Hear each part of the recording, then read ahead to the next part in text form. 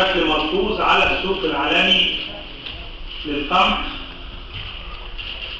وأن الأسواق العالمية والبورصات العالمية بطبيعتها تتأثر بالأخبار والمعلومات والإشاعات، والتأثير قد يكون تأثير سلبي أو تأثير إيجابي على حسب اتجاه الخبر أو الإشاعة.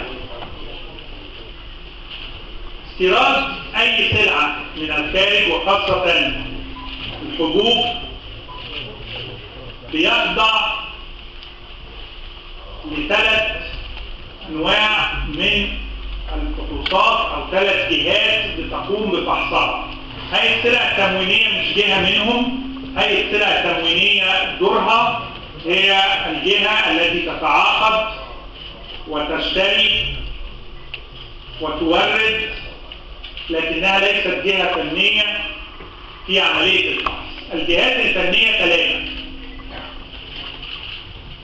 وزارة الزراعة من خلال الحجر الزراعي، ووزارة الصحة، ووزارة الصناعة من خلال الرقابة على الصادرات والواردات.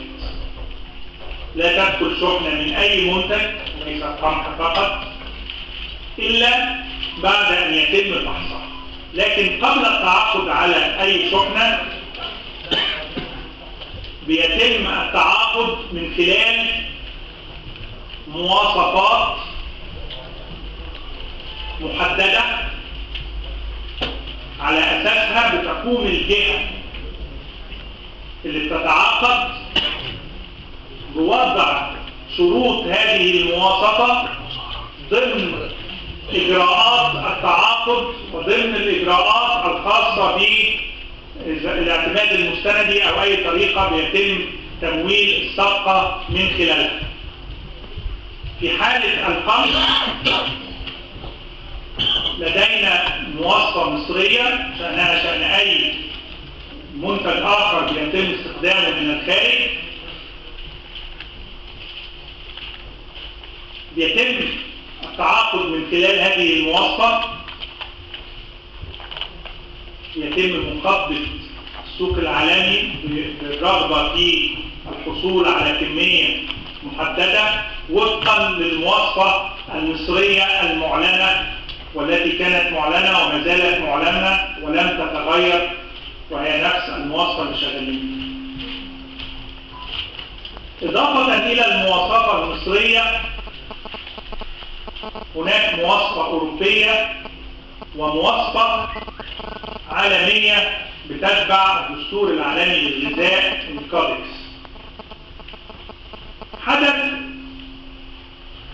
أن كانت هناك شحنة قادمة من فرنسا، حال وصولها إلى ميناء الوصول في مصر، وكما هو معتاد ذهبت اللجان لفحصها، أجيزت من الصناعة والصحة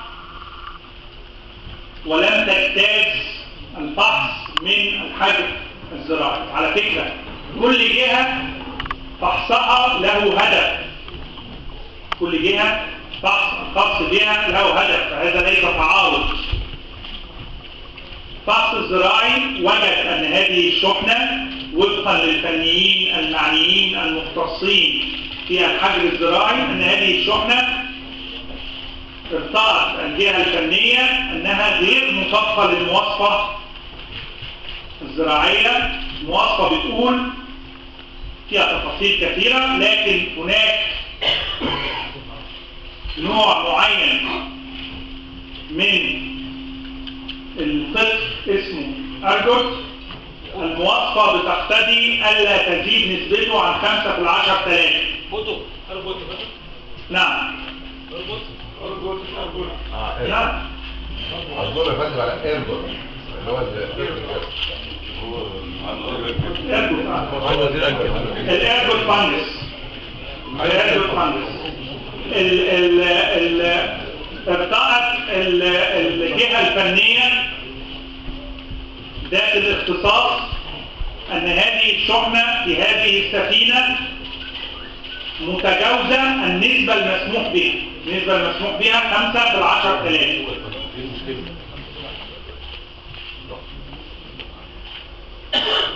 وتصرفت التصرف الطبيعي اللي بيحدث مرات ومرات في أي شحنات تدخل البلاد من أي منتج، لأنها الجهة ذات الاختصاص، فأقرت أن هذه الشحنة مرفوضة نظرا لتجاوزها النسبة المطلوبة، ورفضت بالفعل. وهذا رفض فني لا يتدخل فيه وزير الزراعة ولا يتدخل فيه وزير التموين ولا تتدخل فيه أي جهة غير فنية، وهو أمر يتكرر في منتجات لا تسمح مصر بدخولها إلا إذا كانت مطابقة للمواصفة اللي هي 5 في 10,000، وهي المواصفة المعلنة التي ما زالت وكانت موجودة، وهي المواصفة المعترف بها في مصر. ما حدث أن تم تأويل هذا الأمر، وعشان كده احنا موجودين النهارده، لأن لولا التأويل ما كناش نضطر إن احنا نعقد مؤتمر صحفي لتوضيح الأمر، لأن لا يوجد أمر معتاد أن ترفض شحنات طول الوقت أو تقبل من أي منتج. لكن تم تأويل الأمر أن هناك شحنات من القمح الضارة بصحة الإنسان، وأن هناك قمح مسرطن، وأن هناك وتم بقى تناول الأمور بطرق كثيرة جدا ليس لها أي أساس من الصحة على الإطلاق. على الإطلاق حتى عدم إجازة الحجر الزراعي هي عدم إجازة للخوف من أن يؤثر هذا الفطر على النبات وليس في الأساس على الإنسان. وبالتالي نظرا للتأويلات التي تواترت هنا وهناك واعتبرت منطلق أسس عليه تأويلات أخرى وتأويلات ثالثة إلى الحد أن أصبح هناك حالة من التصور أن هناك شحنات غير مطابقة، فاحنا عشان كده مجتمعين اليوم وبنؤكد أنه لم يتغير أي شيء في المواصفة المصرية، وبنؤكد أن المواصفة المصرية هي مطابقة للمواصفة العالمية والمواصفة الأوروبية ولم تتغير، وأننا كنا وما زلنا نقبل أي شيء مطابق للمواصفات ونرفض أي شيء غير مطابق للمواصفات، شأننا شأن أي دولة بيكون هناك أجهزة فنية بتفحص هذا الأمر. أضيف إلى هذا الأمر أيضا أن مصر الآن ونحن نتحدث لدينا مخزون من القمح يكفي لمنتصف شهر مايو القادم، وأن مصر في ترتيباتها هناك تعاقدات واتفاقات وتحالفات بخصوص توريد الأقماح إلى مصر مع جهات مختلفة، وهو منحى جديد تتجه إليه هيئة السلع التموينية بجانب دخولها السوق العالمي كمشترك. فنحن نتحرك الآن في اتجاهين وليس اتجاه واحد وحيد. وقد تفهمت واتفقت مع معالي الوزير وهو سيشرح هذا الأمر للتأكيد مرة أخرى أننا لم نغير شيء، وأن الشحنات التي تخرج من بلادها هل فحصها بالفحص المعملي من قبل وزارة الزراعة وقبولها هي ذاتها ستكون مقبولة في بلد الوصول. فهذا أمر يعني أردنا إيضاحه للجميع بشكل واضح درءا لأي يعني تأويلات ليس لها أي أساس من الصحة، ولا يوجد أي مبرر لها، ولا يوجد أي ضرورة، لأن الآن من يستورد القمح هو الحكومة أو هيئة السلع التموينية، فلا توجد أي مبررات لقبول أي منتج غير مطابق أو غير مناسب للمواصفة. وحتى ذلك جهة الاختصاص فيه ليست وزارة التموين وليست الوزارة، ولكنها جهة فنية بتقوم بالفحص والحكم ويؤخذ الحكم بشأنها.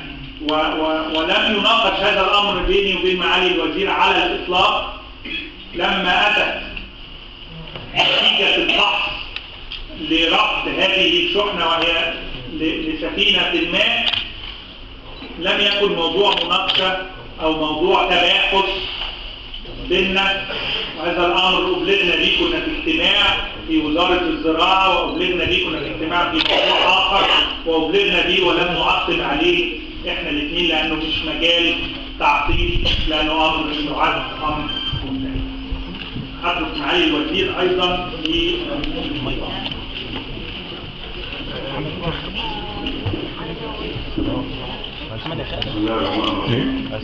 لو معاك صورتين يا عم خالد هو عندي يا عم خالد هو عشان كلمة الوزير على إتاحة هذه الفرصة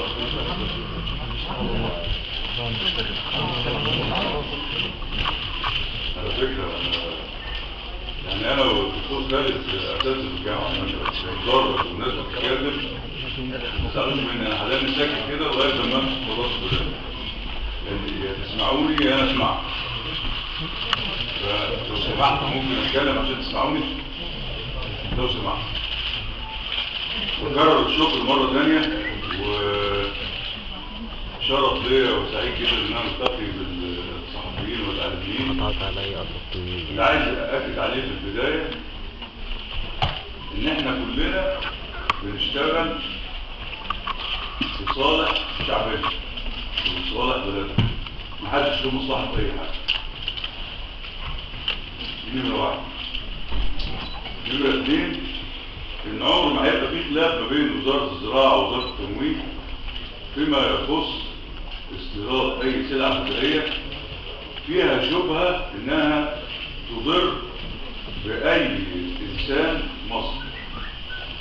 نمرة ثلاثة، أنا مش هكرر الكلام اللي قاله زميلي العزيز الدكتور حنفي، لكن أحب أقول برضه إن مش الحجر الزراعي فقط هو الجهة الفنية في وزارة الزراعة الخاصة بالفحوصات، لا، الحجر الزراعي هو معهد أمراض النبات، معهد أمراض النبات. اللجان اللي هتطلع للبلد بتاعت المنشأ اللي هيجي منها أي سلعة غذائية بيمثل فيها الحجر الزراعي ومعهد أمراض النبات. والقبول أو الرفض الفني يبقى طبقا إذا صح التعبير كده عشان أقربه زي حضراتكم لمسطرة واحدة. إيه هي المسطرة؟ هي المواصفات القياسية المصرية اللي لا تختلف ولا تتعارض إطلاقا مع المواصفات اللي بتناقش وبتقر في لجنة دستور الأغذية للكودكس الانترنتي على مستوى العالم كله. وبالتالي القبول أو الرفض يبقى طبقا لهذه المواصفات اللي بتقول زي ما قال زميلي العزيز إن هذا الخط الأرض النسبة المسموح فيها هي 5% 5% أنا كلامي واضح. 5%.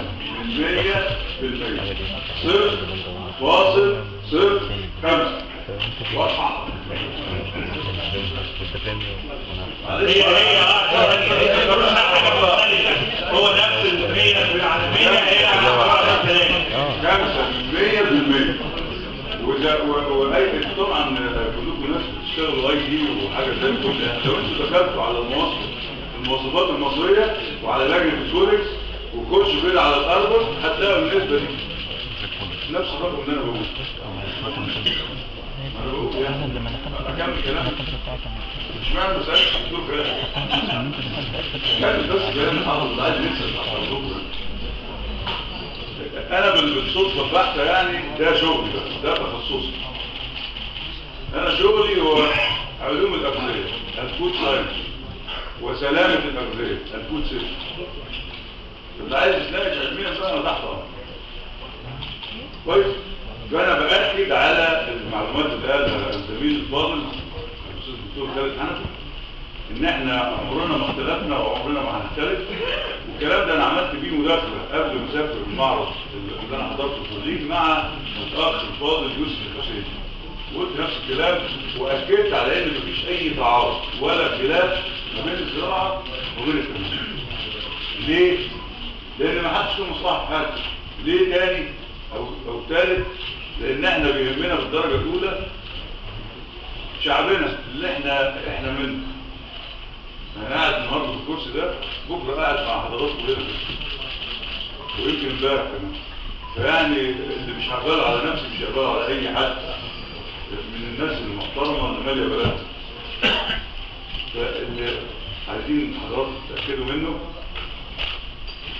ان احنا لن نسمح اطلاقا بدخول سلعه او ماده غذائيه فيها شبه الضرر لاي فرد من الشعب. فارجو بقى ان الجدل والحاجات اللي بتصدر في هذا الموضوع كده يبقى احنا حطينا لها ايه نقطه ومن اول.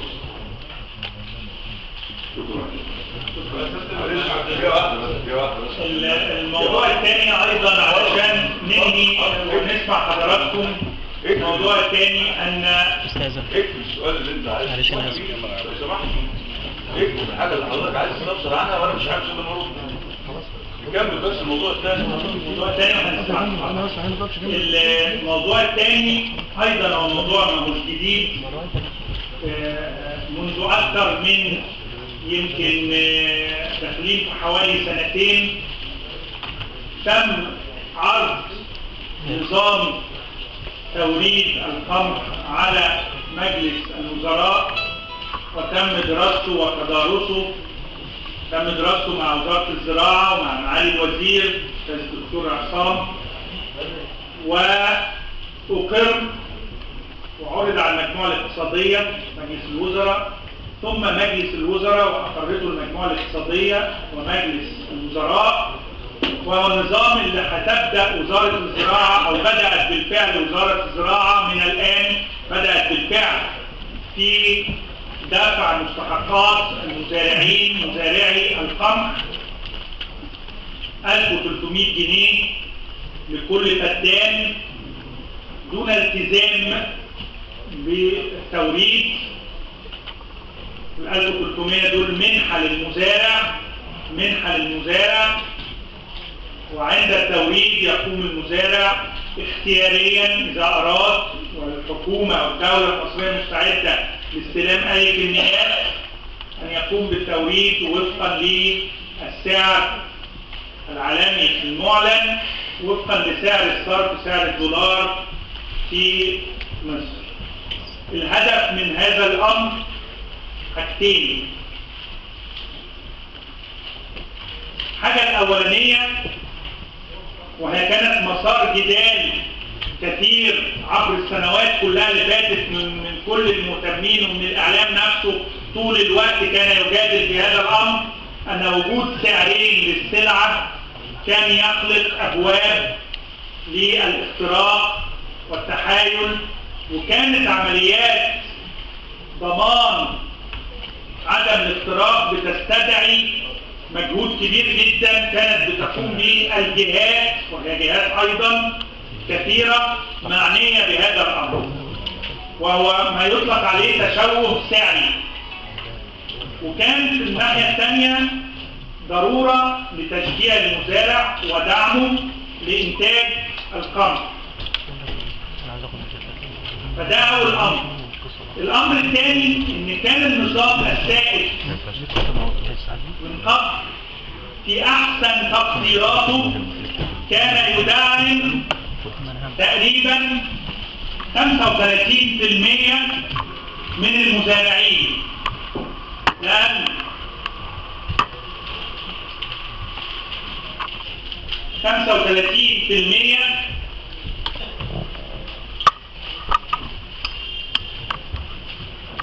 35% من المزارعين. ازاي؟ احنا عندنا في مصر تقريبا ما يزرع من القمح في حدود سنويا ما يقرب من 9.5 أكثر شوية أو أقل شوية مليون طن. وكانت مصر طن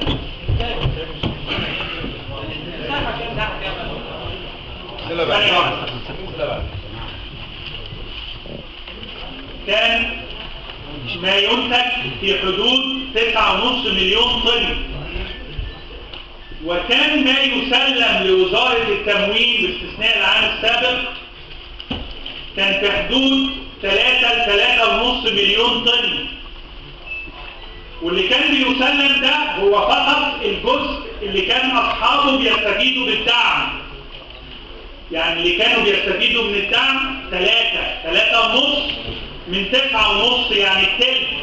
وكانت تلتين المزارعين الفلاحين اللي بيزرعوا يقينا كانوا لا يستفيدوا من هذا الدعم، لأن كان ما يقال أن معظم الدعم كان يذهب إلى وسطاء.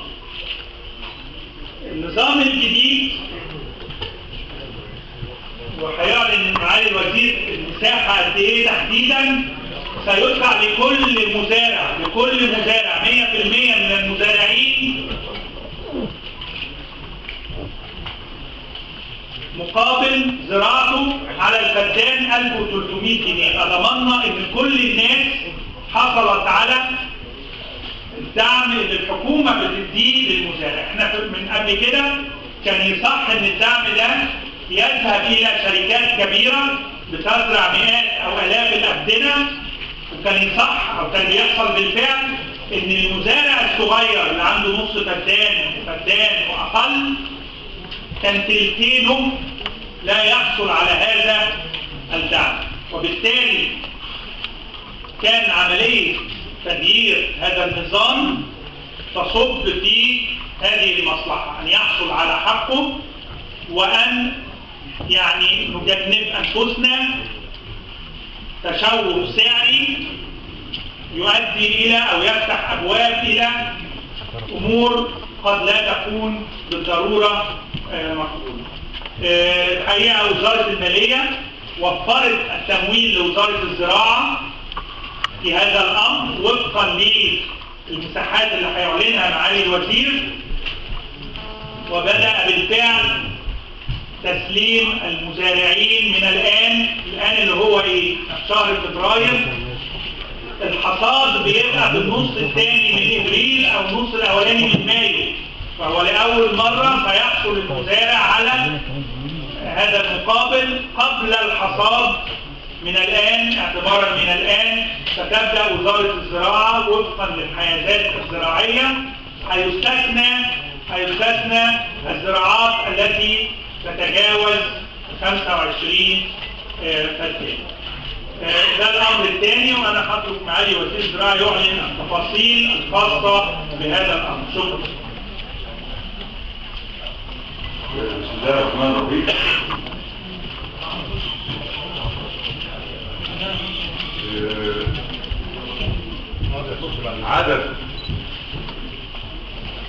عدد المزارعين المستحقين للدعم هو 1100 جنيه للفدان في مساحات حتى 25 فدان. عددهم لو سمحت عشان بس محدش يقول انا سمعت. عدد المزارعين المستحقين للدعم 3,108,199. 3,108,199. جملة المساحة المنزرعة بمحصول القمح حتى تاريخه 3 مليون فدان 343,641. تاني يا معالي الوزير. 3 مليون حاضر هقول تاني والله 343,000 3 مليون. انا اخلص الارقام وبعد كده نسال بعد اذنكم. جملة المساحة المنزرعة في محصول القمح حتى تاريخه 3,343,641. فدان طبعا. جملة المساحة المستحقة لصرف الدعم المقرر بحد أقصى 25 فدان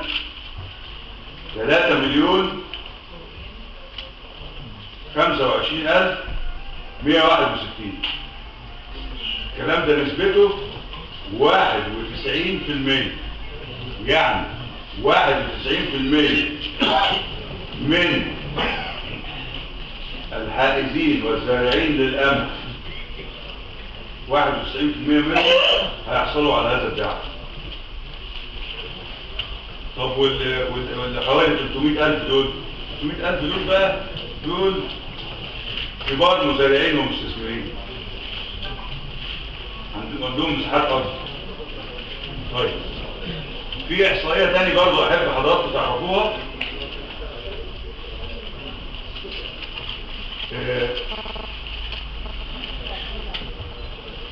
عدد الحائزين لمساحات اقل من 3 قراريط. عدد الحائزين لمساحات اقل من 3 قيراط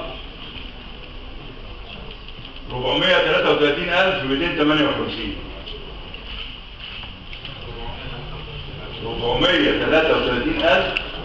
433,258. اجمالي المساحة بتاعتهم 56,392.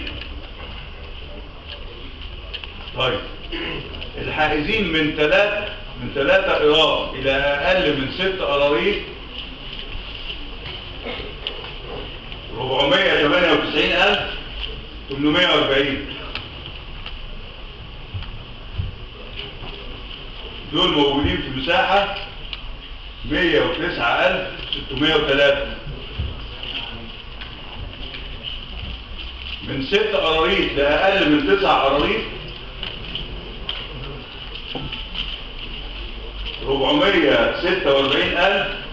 446,293. دول في مساحات لو سمحت حضرتك. هو اللي بيتكلم ده يبقى مش مهتم ان هو يسمع، يبقى مفيش داعي ان احنا نتكلم. لو سمحت تاني، من 6 قراريط لأقل من 9 قراريط عدد الحائزين 446,293. دول موجودين في مساحة 161,650. من 9 قراريط لأقل من 12 قيراط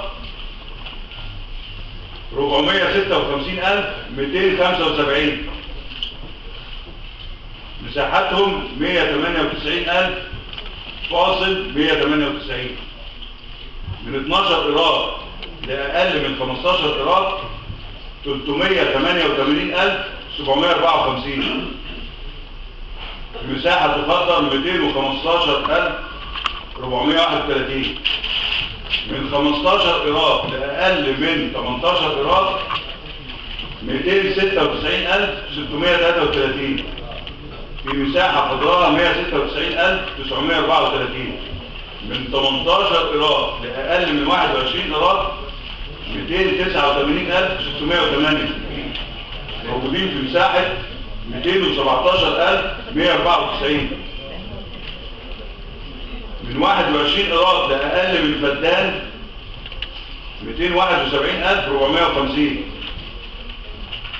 بإجمالي مساحة 250,092. من فدان لأقل من 3 فدادين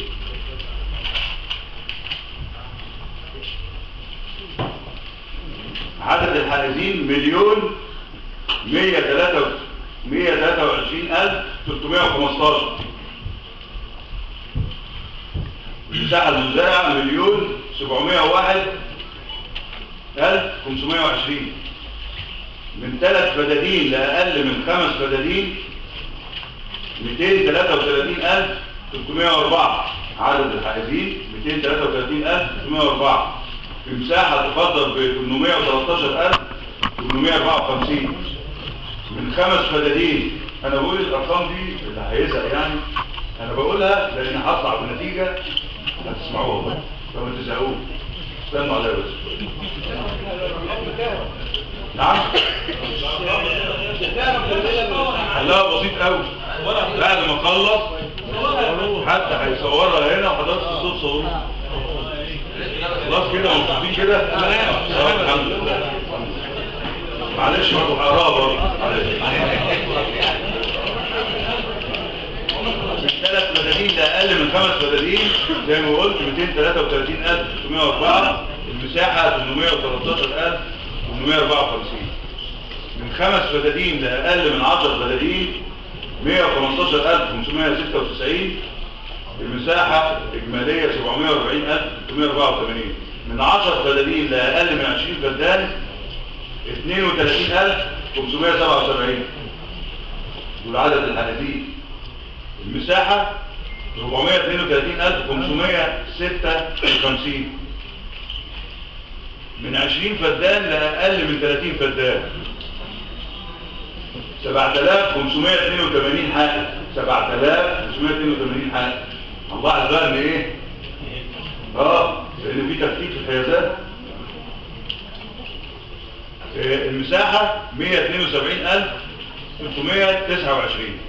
انا هقف عند الرقم ده عشان ما اطولش عليكم، بجيب بقيه الاحصائيه والبيان التكراري ده موجود. ايه الهدف منه بقى؟ الهدف منه ان انا اقول ان المساحه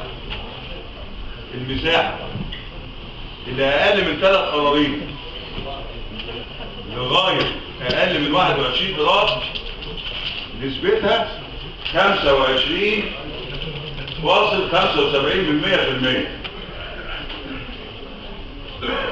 عددهم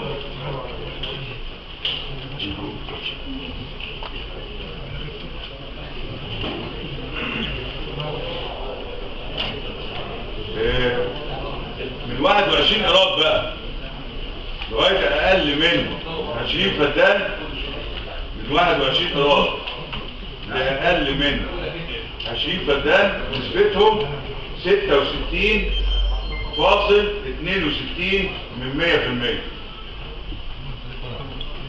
طيب اللي اقدر اقوله بقى ان تاكيدا لكلام الزميل الفاضل الاستاذ الدكتور خالد حنفي ان 91% من اجمالي الزارعين للمساحات هياخدوا هذا الدعم اللي هو 1,800 جنيه للفدان لغايه بحد اقصى 25 فدان. الفئات اللي انا قلتها دي هي الفئات الاولى كمزارعين وصغار المزارعين، هي الاولى برعايه الدوله، هي الاولى بانها تاخد دعم. لا يعقل اطلاقا ان شركه زرع مساحات كبيره من اي محصول بقى من الانفه بس وتاخد دعم من الدوله، ده مش مطلوب. وتاكيدا لكلام الاستاذ الدكتور خالد حنفي اللي احنا عملناه ده بناء على دراسات مش احنا كوزراء اللي عاملينها، لا احنا قعدنا في الاول انا والاستاذ الدكتور خالد حنفي والزميل الفاضل المهندس طارق أبيل، ثم شكلت لجان فنيه لدراسه ووضع سيناريوهات واراء مختلفه، ثم اجتمعنا مرات اخرى ولقينا ان هذا القرار اللي اتاخد في اللجنه الوزاريه المصغره ثم عرض على مجموعه الاقتصاديه ثم عرض على مجلس الوزراء هيبقى فيه صالح الفلاح الصغير، الاولى بالرعايه والدعم. ما اقدرش اجي على شركه زي الشركات دون تسميه كده عندها الاف من الابناء وتاخد دعم من الدوله.